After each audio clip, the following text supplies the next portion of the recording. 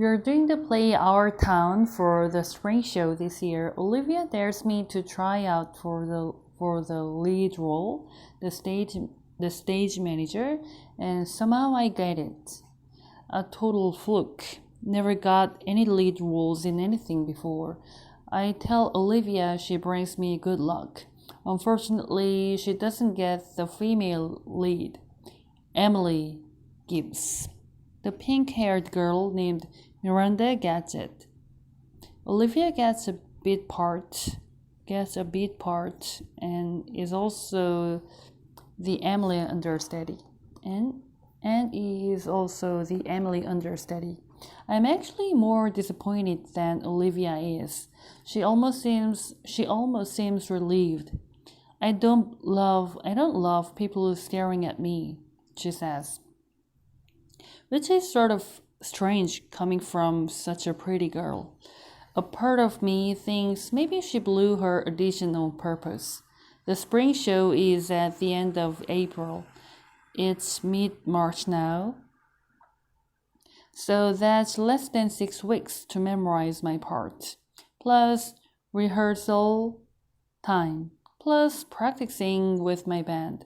Plus finals. Plus spending time with Olivia. It's gonna be a rough 6 weeks. That's for sure. Mr. Davenport, the drama teacher, is already manic about the whole thing.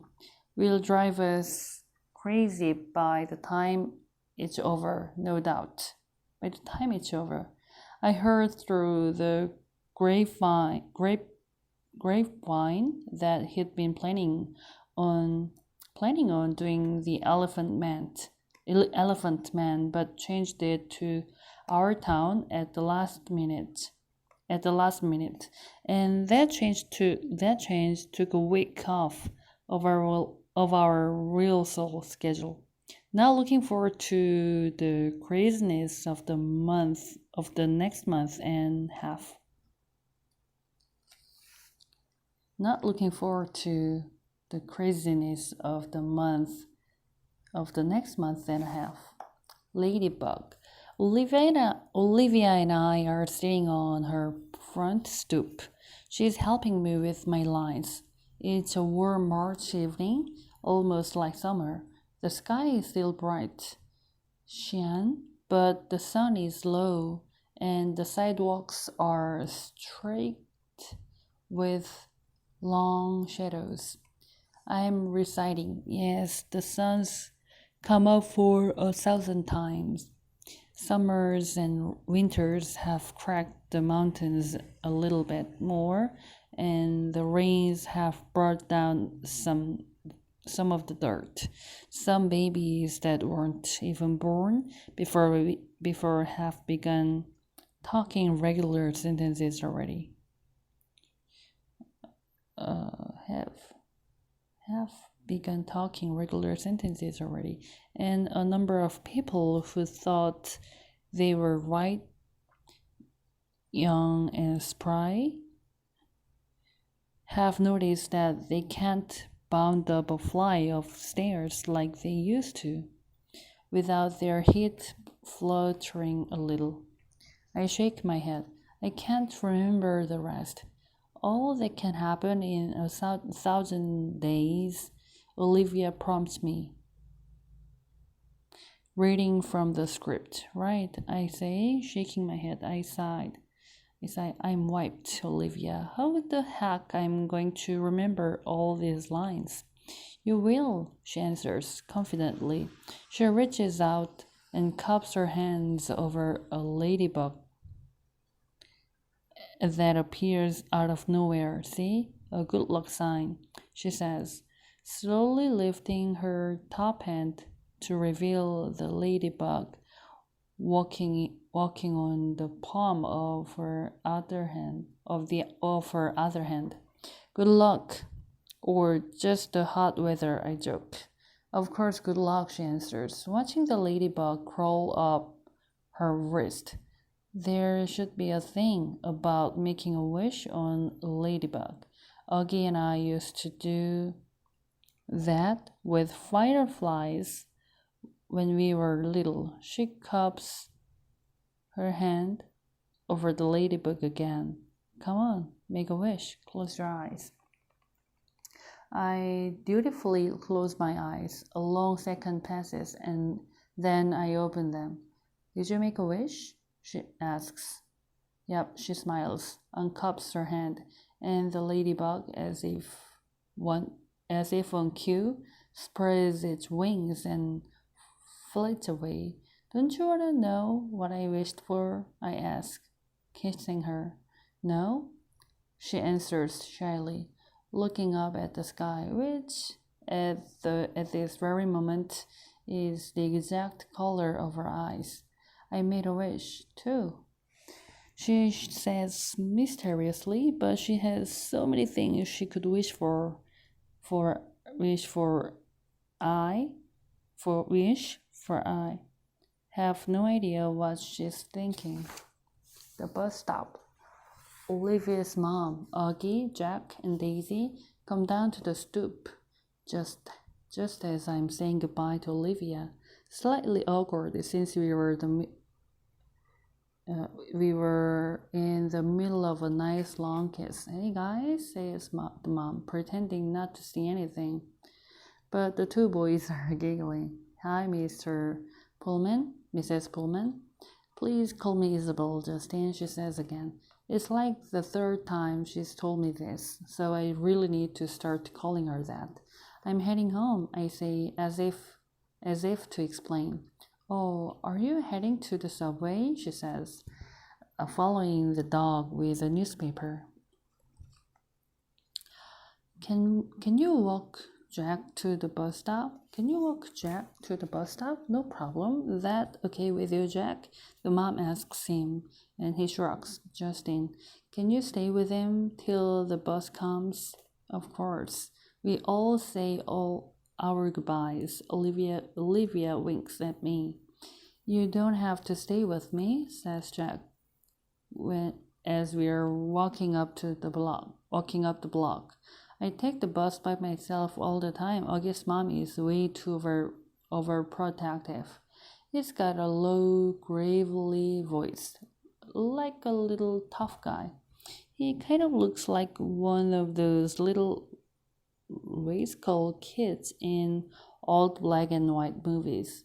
Like he should be wearing a newsboy cap and knickers. We get to the bus stop and the schedule says the bus will be there in 8 minutes. I'll wait with you, I tell them. Up to you, he shrugs. Can I borrow $1? I want some gum. I fish $1 out of my pocket and watch him cross the street to the grocery store on the corner. He seems too small to be walking around by himself somehow. Then I think how I was that young when I was taking the subway by myself. Way too young. I'm going to be an overprotective dad someday. I know it. My kids are going to know I care.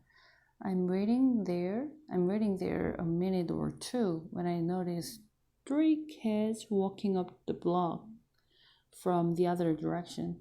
They walk right past the grocery store, but one of them looks inside and nudges the other 2, and they all back up and look inside.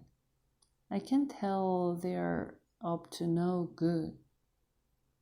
All elbowing each other, laughing. One of them is Jack's height, but the other 2 look much bigger. More like teens. They hide behind the fruit stand in front of the store, and when Jack walks out, they trail behind him, making loud throw-up noises. Jack casually turns around at the corners to see who they are, and they run away, high-fiving each other and laughing little jerks. Jack crosses the street like nothing happened and stands next to me at the bus stop, blowing bubble. Friends of yours? I finally say, he says. He's trying to smile, but I can see he is upset. Just some jerks from my school, he says. A kid named Julian and his two gorillas, Henry and Miles. Do they bother you like that a lot? No, they've never done that before. They've never did that in school or they'll get kicked out. Julian doesn't even live around here, so I guess it was just bad luck running into them. Okay, I nod. It's not a big deal, he assures me. We both automatically look down at Amesford Avenue to see if the bus is coming. We're sort of in a war, he says after a minute, as if that explains everything. Then he pulls out this crumpled piece of loose leaf paper from his jean pocket and gives it to me. I unfold it, and it's a list of names in 3 columns. He turned the whole grade against me, says Jack. Not the whole grade, I point out, looking down at the list. He leaves me notes in my locker that say stuff like, everybody hates you. You should tell your teacher about that. Jack looks at me like I'm an idiot and shakes his head. Anyway, you have all these neutrals, I say, pointing to the list. If you got them on your side, things will even up a bit. Yeah, well, that's really gonna happen, he says sarcastically. Why not? He shoots me another look like I am absolutely the stupidest guy he's ever talked to in the world. What? I say. He shakes his head like I'm hopeless. Let's just say, he says, I am friends with someone who isn't exactly the most popular kid in the school. Then it hits me. What is not coming out and saying August. This is all about his being friends with August. And he doesn't want to tell me because I am the sister's boyfriend. Of course, makes sense. We see the bus coming down Amesford Avenue. Well, just hang in there, I tell him, handing back the paper. Middle school is about as bad as it gets. And then it gets better. Everything will work out. He shrugs and shoves the list back into his pocket. We wave by and he gets on the bus, and I watch it pull away. When I get to the subway station 2 blocks away, I see the same 3 kids hanging out in front of the bagel place next door. They are still laughing and yucking each other like they are some kind of gangbangers, like rich boys in expensive skinny jeans acting tough. Don't know what possesses me, but I take my glasses off, put them in my pocket, and tuck my fiddle case under my arm, so the pointy side is facing up. I walk over to them, my face crunched up, looking. They look at me, laughs dying on their lips when they see me. Ice cream cones at odd angles. Yo, listen up. Don't mess with Jack, I say really slowly, grating my teeth. My voice all clenched is to the tough guy. Mess with him again and you'll be very, very sorry. And then I tap my fiddle case for effect. Got it? They nod in unison, ice cream draping onto their hands. Good. I nod mysteriously, then sprint down the subway 2 steps at a time. Rehearsal. The play is taking up most of my time as we get closer to opening night. Lots of lines to remember. Long monologues where it's just me talking. Olivia had this great idea though, and it's helping. I have my fiddle with my on stage and play it a bit while I'm talking. It's not written that way, but Mr. Davenport thinks it as an extra folksy element to have the stage manager plucking on fiddle. And for me, it's so good. It's so great because whenever I need a second to remember my next line, I just start playing a little soldier's joy on my fiddle, and it buys me some time. I've gotten to know the kids in the show a lot better, especially the pink-haired girl who plays Emily. Turns out she's not nearly as stuck up as I thought she was, given the crowd she hangs out with. Her boyfriend's this built joke,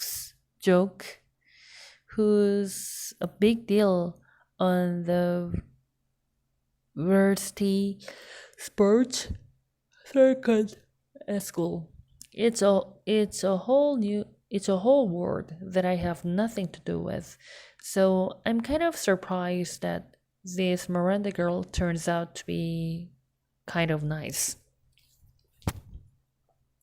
One day we are sitting on the floor backstage waiting for the tech guys to fix the main spotlight. How long have you and Olivia been dating? She asks out of the blue. About 4 months now, I say.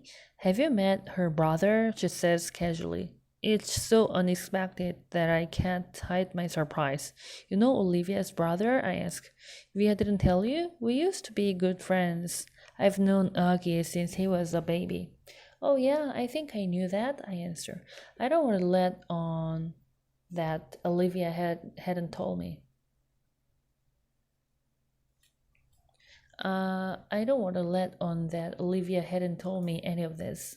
I don't want to let on how surprised I am that she called her Via. Nobody but Olivia's family calls her Via.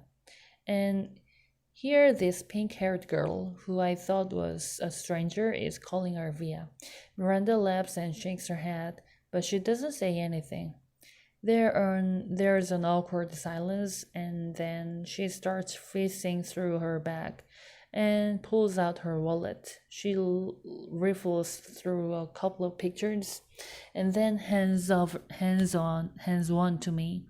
It's of a little boy in a park on a Sunday day. He's wearing shorts and a t-shirt and an astronaut helmet that covers his entire head. It was like 100 degrees that day, she says, smiling at the picture, but he wouldn't take that helmet off for anything. He wore it for like 2 years straight. In the winter, in the summer, at the beach, it was crazy. Yeah, I've seen pictures. I've seen these pictures in Olivia's house. I'm the one who gave him that helmet, she says. She sounds a little proud of that. She takes the picture and carefully inserts it back into her wallet. Cool, I answer. So you're okay with it? She says, looking at me. I look at her blankly. Okay with what? She raises her eyebrows like she doesn't believe me. You know what I'm talking about, she says. She takes a long drink from her water bottle. Let's face it, she continues. The universe was not kind to Augie Pullman. Why didn't you tell me that you and Miranda Neves used to be friends? I say to Olivia the next day. I'm really annoyed at her for not telling me this. It's not a big deal, she answers defensively, looking at me like I'm weird. It is a big deal, I say. I looked like an idiot. How could you not tell me? You've always acted like you don't even know her. I don't know her, she answers quickly. I don't know who that pink-haired cheerleader is. The girl I knew was a total dork who collected American girl dolls. Oh, come on, Olivia, you come on. You come on. You could have mentioned it to me at some point, I say quietly, pretending not to notice the big fat tear that's certainly rolling down her cheek. She shrugs, fighting back bigger tears. It's okay, I'm not mad, I said. Say, thinking the tears are about me. I honestly don't care if you're mad. she says spitefully. Oh, that's really nice. I fire back. She doesn't say anything. The tears are about to come. Olivia, what's the matter? I say. She shakes her head like she doesn't want to talk about it. But all of a sudden, the tears start rolling a mile a minute. I'm sorry. It's not you, Justin. I'm not crying because of you. She finally says through her tears. Then why are you crying? Because I'm an awful person. What are you talking about? She's not looking at me, wiping her tears with the palm of her hand. I haven't told my parents about the show, she says quickly. I shake my head because I don't quite get what she's telling me. That's okay, I say. It's not too late. There are still tickets available. I don't want them to come to the show, Justin. She interrupts impatiently. Don't you see what I'm saying? I don't want them to come. If they come, they will bring Augie with them, and I just don't feel like. Here she's hit by another round of crying that doesn't let her finish talking. I put my arm around her. I'm an awful person, she says through her tears. You're not an awful person, I say softly. Yes, I am, she sobs. It's just been so nice being in a new school where nobody knows about him, Nobody's whispering about it behind my back. It's just been so nice, Justin. But if he comes to the play, then everyone will talk about it. Everyone will know. I don't know why I'm feeling like this. I swear I've never been embarrassed by him before. I know, I say, soothing her. You're entitled, Olivia. You've dealt with a lot your whole life. Olivia reminds me of a bird sometimes. How her feathers get all ruffled when she's mad. And she's fragile like this. She's a little lost bird. She's a little lost bird looking for its nest, so I gave her my wing to hide under. The universe. I can't sleep tonight. My head is full of thoughts that won't turn off. Lines from my monologues, elements of the periodic table that I'm supposed to be memorizing, terms I'm supposed to be understanding. Olivia, Augie. Miranda's words keep coming back. The universe was not kind to Augie Pullman. I'm thinking about that a lot and everything it means. She's right about that. The universe wasn't kind to Augie Pullman. What did that little kid ever do deserve his sentence? What did the parents do? Or Olivia? She was mentioned that some doctor told their parents that the odds of someone getting the same combination of syndromes that came together to make Augie's face were like 1 in 4 million. So doesn't that make the universe a giant lottery then? You purchase a ticket when you're born, and it's all just random whether you get a good ticket or a bad ticket. It's all just luck. My head soars on this, but then softer thoughts soothe like a flatted third on major chord. No, it's not all random. If it really was all random, the universe would abandon us completely.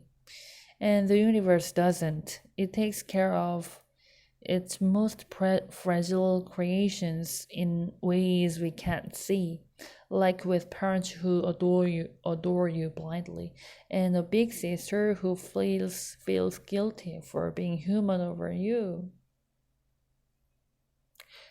And a little gravely voiced kid whose friends have left him over you.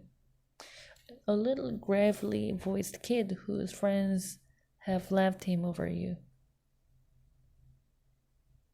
And even a pink-haired girl who carries your picture in her wallet. Maybe it's a lottery, but the universe makes it all even out in the end. The universe takes care of all its bird. August. What a piece of work is a man, how noble in reason, how infinite in faculty, in form and moving, how express and admirable, in action, how like an angel, in apprehension, how like a god, the beauty of the world. North Pole. The spot lamp was a big hit at the science fair. Jack and I got an A for it. It was the first A Jack got in any class all year long, so he was psyched. All the science fair projects were set up on tables in the gym. It was the same setup as the Egyptian museum back in December, except this time there were volcanoes and molecule dioramas on the tables instead of pyramids and pharaohs. And instead of the kids taking our parents around to look at everybody else's artifacts, we had to stand by our tables while all the parents wandered around the room and came over to us one by one.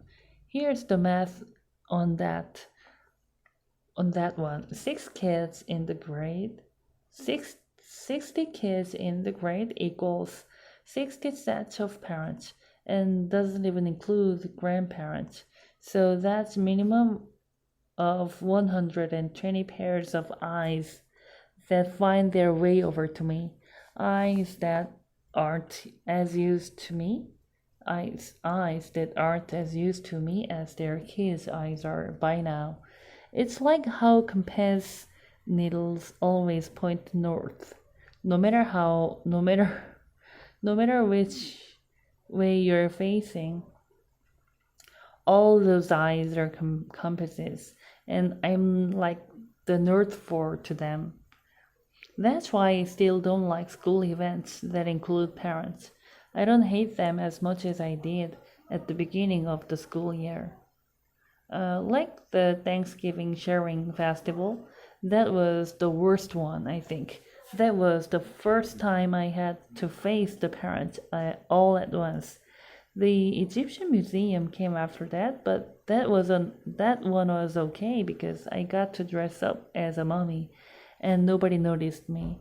Then came the winter concert, which I totally hated because I had to sing in the chorus. Not only can I not sing at all, but it felt like I was on display. The New Year art show wasn't quite as bad, but it was still annoying. They put up our artwork in the hallways over the school and had the parents come and check it out. It was like starting school over again, having unsuspecting adults pass me on the stairway. Anyway, it's not that I care that people react me. Like I've said a gazillion times, I'm used to that by now. I don't let it bother me. It's like when you go outside and it's drizzling a little. You don't put a boots on a drizzle. You don't even open your umbrella. You walk through it and barely notice your hair getting wet. But when it's a huge gym full of parents, the drizzle becomes like this total hurricane. Everyone's eyes hit you like a wall of water. Mom and Dad hang around my table a lot, along with Jack's parents. It's kind of funny how parents actually end up forming the same little groups groups their kids form. Like my parents and Jack's and Summer's mom all like and get along with each other. And I see Julian's parents hang out with Henry's parents and Miles' parents. And even the two Max's parents hang out together. It's so funny. I told mom and dad about it later when we were when we were walking on, and they thought it was funny. It was a funny observation. I guess it's true that like six. That I guess it's true that like six like, said mom. The the Augie doll. For a while, the war was all we talked about. February was when it was really at its worst. That's when practically nobody was talking to us, and Julian had started leaving notes in our lockers. The notes to Jack were stupid, like you stink, big cheese, and nobody likes you anymore. I got notes like freak, and another that said, get out of your school, orc. Summer thought we should report to Summer thought we should report the notes to Miss Robin, who was the middle school dean, or even Mr. Tushman, but we thought that would be like snitching. Anyway, it's it's not like we didn't leave notes too, though ours weren't really mean. They were kind of funny and sarcastic. One was, you're so pretty, Julian. I love you. Will you marry me? Love, Bula. Another was, love your hair. XOX. Blah. Another was, you're a babe. Tickle my feet. Blah was a made-up person that me and Jack came up with. She had really gross habits like eating the green stuff in between her toes. Eating the green stuff between her toes, sucking on her knuckles. And we figured that someone like that would have a real crush on Julian, who looked and acted like someone in a Keys Bob commercial. There were also a couple of times in February when Julian, Miles, and Henry played tricks on Jack. They didn't play tricks on me, I think, because they knew that if they got caught bullying me, it would be big time trouble for them. Jack, they figured, was an easier target. So one time they stole his gym shorts and played monkey in the middle with them in the locker room. Another time Miles, who sat next to Jack in homeroom, sipped Jack's worksheet off his desk, crumpled in a ball, and tossed it to Julian across the classroom. This wouldn't have happened if Miss Petuza had been there, of course, but there was a substitute teacher that day, and subs never really know what's going on. Jack was good about this stuff. He never let him get to see he was upset. Though I think sometimes he was.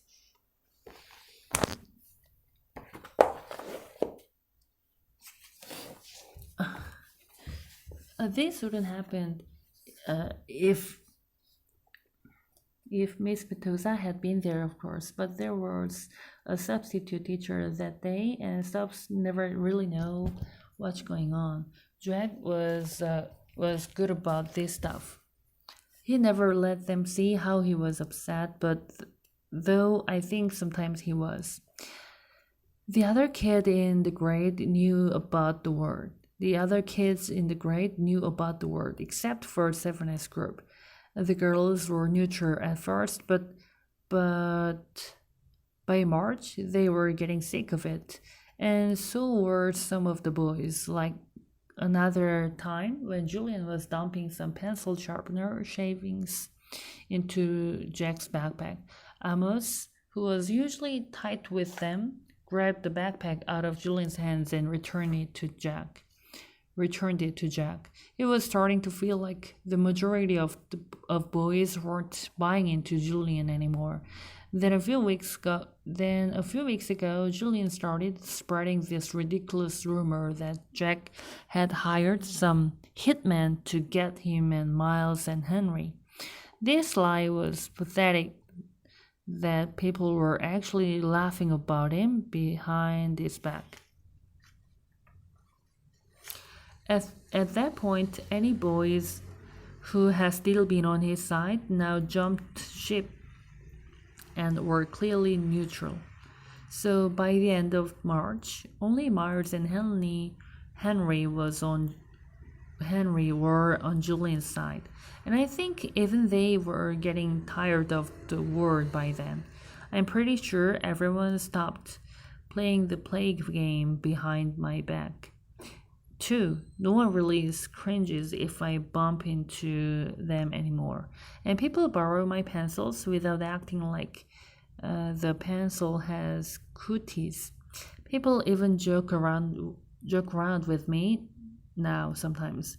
Like the other day, I saw Maya writing a note to Ellie on a piece of ugly doll stationery, and I don't know why, but I just kind of randomly said, "Did you know the guy who created the ugly dolls based them on me?" Maya looked at me with her eyes wide open, like she totally believed me. Then, when she realized I was only kidding, she thought it was the funniest thing in the world. "You're so funny, August," she said. And then she told Ellie and some of the other girls what I had just said, and they all thought it was funny too. Like at first they were shocked, but then when they saw I was laughing about it, they knew it was okay to laugh about it too. And the next day I found a little ugly doll keychain sitting on my chair with a nice little note from Maya that said, "For the nicest ugly doll in the world." 6 months ago, stuff like that would never have happened. But now it happens more and more. Also, people have been really nice about the hearing aids I started wearing. Lobot. Ever since I was little, the doctors told my parents that someday I would need hearing aids. I don't know why this always freaked me out a bit. Maybe because anything to do with my ears bothers me a lot. Anything to do with my ears bothers me a lot. My hearing was getting worse, but I hadn't told anyone about it. The ocean sound that was always in my head had been getting louder. It was drowning out people's voice, like I was underwater. I couldn't hear teachers if I sat in the back of the class, but I knew if I told mom or dad about it, I would end up with hearing aids. And I was hoping I could make it through the 5th grade without having them happen. But then, in my annual checkup in October, I flunked the audiology test, and the doctor was like, "Dude, it's time." And he sent me to a special ear doctor who took impressions of my ears. Out of all my features, my ears are the ones I hate the most. They are like tiny closed fists and the size of my face. They are too low on my head too. They look like squished pieces of pizza dough sticking out of the top of my neck or something. Okay, maybe I'm exaggerating a little, but I really hate them. When the ear doctor first pulled the hearing aids out for me, and mom to look at it, I groaned. "I am not wearing that thing," I announced. folding my arms in front of me. I know they probably look kind of big, said the ear doctor, but we had to attach them to the headband because we had no other way of making them then because we had no other way of making them so they would stay in your ears. See, normal hearing aids usually have a part that wraps around the outer ear to hold the inner bud in place. But in my case, since I don't have outer ears, they had to put the earbuds on this heavy-duty headband that was supposed to wrap around the back of my head. I can't wear that, Mom, I whined. You will hardly notice them, said Mom, trying to be cheerful. They look like headphones. Headphones? Look at them, Mom, I said angrily. I'll look like Lobot. Which one is Lobot? Said Mom calmly. Lobot? The ear doctor smiled as he looked at the headphones and made some adjustments. The Empire Strikes Back, the bald guy with the cool bionic radio transmitter thing that wraps around the back of his skull. I'm drawing a blank, said Mom. You know Star Wars stuff? I asked the ear doctor. No Star Wars stuff? He answered, slipping the thing over my head. I practically invented Star Wars stuff. He leaned back in his chair to see how the headband fit and then took it off again. Now, Augie, I want to explain what all this is, he said, pointing to the different parts, one of the hearing aids. This curved piece of plastic over here connects to the tubing on the ear mold. That's why we took those impressions back in December. So that this part that goes inside your ear fits nice and snug. This part here is called the tone hook, okay? And this thing is the special part we've attached to this cradle here. The Lobot part, I said miserably. Hey, Lobot is cool, said the ear doctor. It's not like we're saying you're going to look like Jar Jar, you know? That'll be bad. It said the earphones on my head again. He slid the earphones on my head again carefully. There you go. So how's that? Totally uncomfortable, I said. You'll get used to them very quickly. I looked in the mirror. My eyes started tearing up. All I saw were these tubes jutting out from either side of my head, like antennas. Do I really have to wear this, Mom? I said, trying not to cry. I hate them. They don't make any difference. Give it a second, buddy, said the doctor. I haven't even turned them on yet. Wait until you hear the difference. You'll want to wear them. No, I won't. And then he turned them on, hearing brightly. How can I describe what I heard when the doctor turned on my hearing aids, or what I didn't hear? It's too hard to think of words. The ocean wasn't living inside my head anymore. It was gone. I could hear sounds like shiny lights in my brain. It was like when you're in a room where one of the light bulbs on the ceiling isn't working, but you don't realize how dark it is until someone changes the light bulb. And then you're like, oh, it's so bright in here. I don't know if there's a word that means the same as bright in terms of hearing, but I wish I knew one, because my ears were hearing brightly now.